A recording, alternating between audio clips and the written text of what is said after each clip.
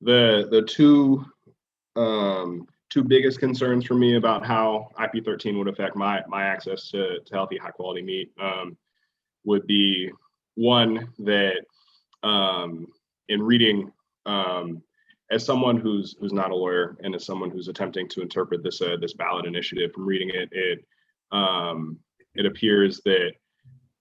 one of the biggest restrictions would be that it would be considered illegal and it would be considered animal cruelty to fatally wound an animal for agricultural purposes for the sake of processing it and selling it for meat. And so the first concern there is that while it would then theoretically still be legal to raise say a cow and let it die of natural causes and then eat that cow. The average age for a cow's life is some 25 years, which is a really long time to feed and maintain a livestock animal. And the longer that livestock animals are alive, the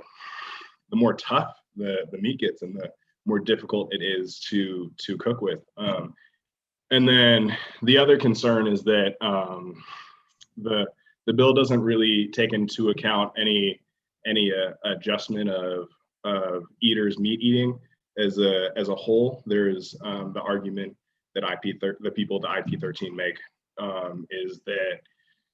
you could still, as an Oregonian, get your meat from another state. It would just be imported meat. And so, as a consumer who attempts to be ethical and conscious about where his food comes from, that's really concerning to me, that I would just no longer be able to go down the street to the farmer's market or to get meat that comes from somewhere relatively close to my house, within an hour of my house, that it would have to come from Washington, Idaho, or California at least, which would just require so much energy and so much more resource to get that food into the state, which would raise the price, which would make it even less sustainable to continue to choose to eat meat.